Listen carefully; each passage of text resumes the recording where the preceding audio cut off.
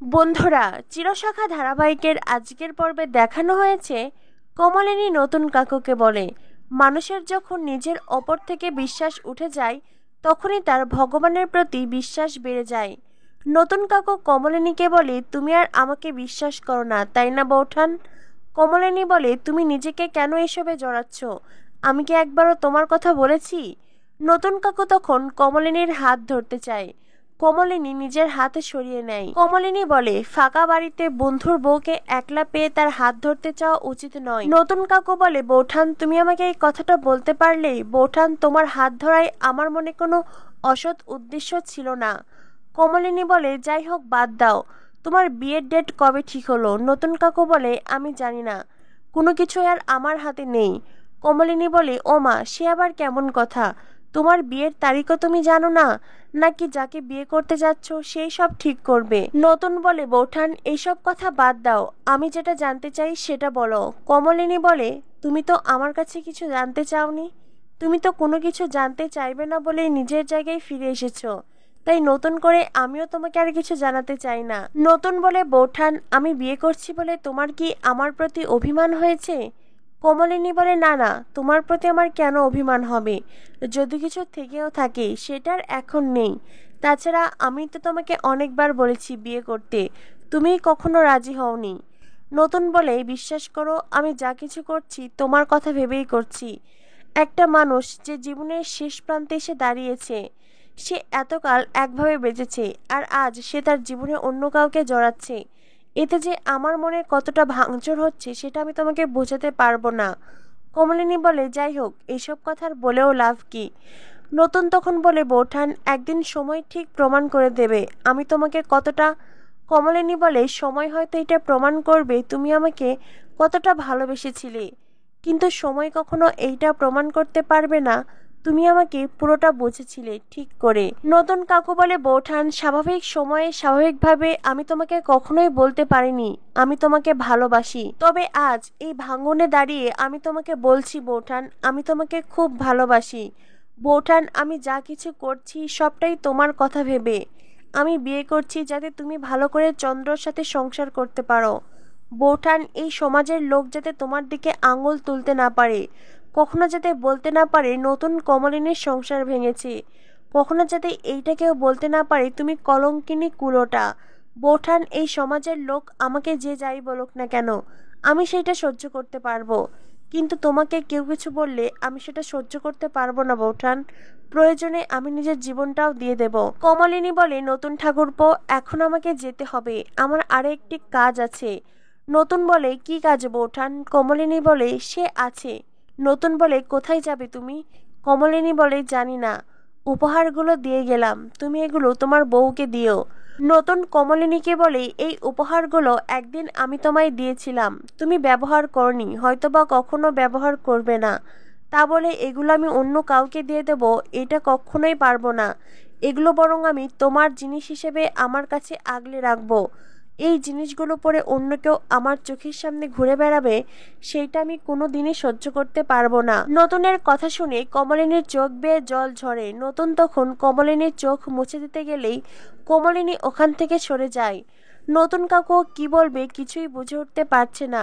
কমলিনী তখন সেখান থেকে চলে যেতে চাইলেই সামনে এসে দাঁড়ায় ডল। কমলিনী বলে, আমি একটা প্রয়োজনেই এখানে এসেছিলাম। ডল ভীষণভাবে রিয়াক্ট করে। ডল কমলিনীকে বলে, নতুনদা তো এতকাল তোমাদের বাড়িতেই ছিল, সবে কাল এখানে ফিরে এসেছে, আর আজই তোমাকে এখানে আসতে হলো? এইসব আর কতদিন চলবে বলো তো? কমলিনী বলে, ওই যে বললাম ডল, আমি একটা কাজে এসেছিলাম। ডল বলে, এখন আর নতুনদা একলা নয়, এখন নতুনদার কাছে তুমি কোনো প্রয়োজনে আসতে পারবে না, আর যদি প্রয়োজন থেকেও থাকে সেটা আমাকে বলতে হবে। নতুন কাকু বলে, ডল তুমি এসব কি বলছো? তুমি এইভাবে বৌঠানকে অপমান করতে পারো না। আমি তোমাকে বিয়ে করতে চেয়েছি, তার মানে এই নয় যে তুমি আমার ব্যক্তিগত বিষয় নিয়েও নাক গলাবে। ডল বলে, কেন নতুনদা, আমি সেটা পারবো না? নতুনদা, আমাদের বিয়ের আগেই সবটা পরিষ্কার হয়ে যাওয়া ভালো।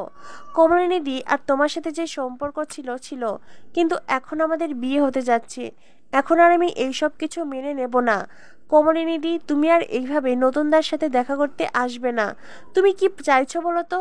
কমলিনীদি, এতদিন তো মানুষটাকে তুমিই নিয়ে রেখেছিলে, আজ অন্তত তাকে নিজের জীবনে ছেড়ে দাও, নিজের মতন করে বাঁচতে দাও। কমলিনী বলে, ডল তুমি কিন্তু আমাকে অপমান করছো। তোমার কি মনে হয় আমি তোমার এই অপমান ডিজার্ভ করি? ডল, আমি তোমার নতুন দাকে নতুন ঠাকুরপো ডাকি, সেও আমাকে বৌঠান বলে ডাকে।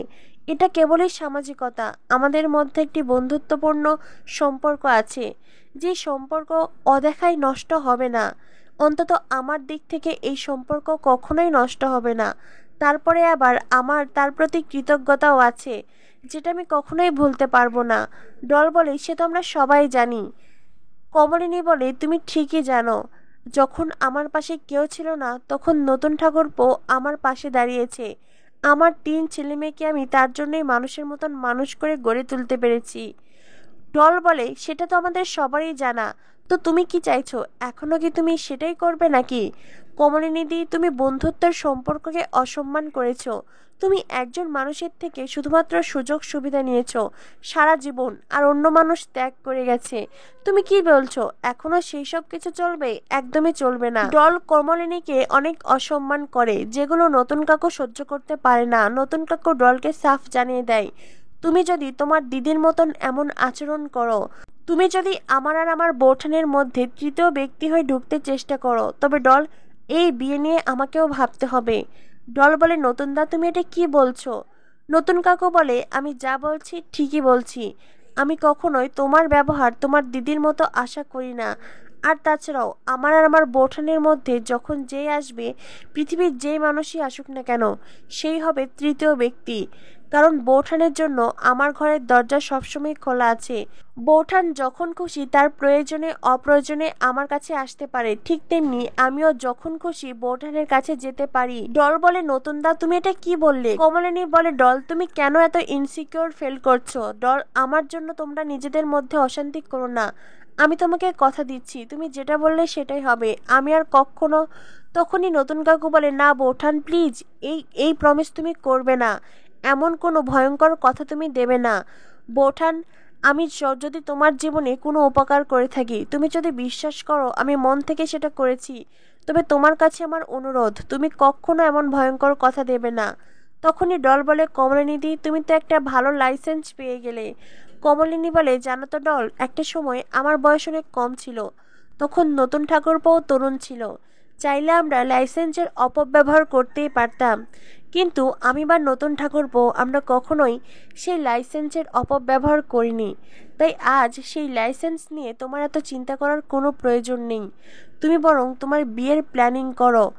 এই বলে কমলিনী যেতে চাইলেই নতুন কাকু বলে, বৌঠান আমি তোমাকে এগিয়ে দেব। কিন্তু কমলিনী বারবারই বলে, না তার কোনো প্রয়োজন নেই, আমি একা এসেছি, একাই যেতে পারবো। এই বলে কমলিনী ওখান থেকে চলে যায়। তো বন্ধুরা, কি হতে চলেছে চিরসখা ধারাবাহিকে পরবর্তী আপডেট পেতে আমাদের সাথেই থেকো। ধন্যবাদ সবাইকে।